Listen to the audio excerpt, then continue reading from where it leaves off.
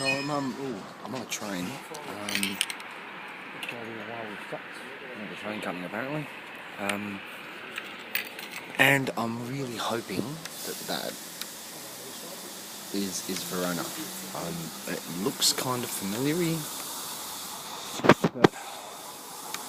but all these towns look the same.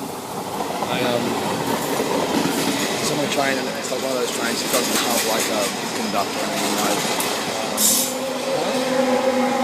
There's no signs up that say what the next town is or how many stops there are.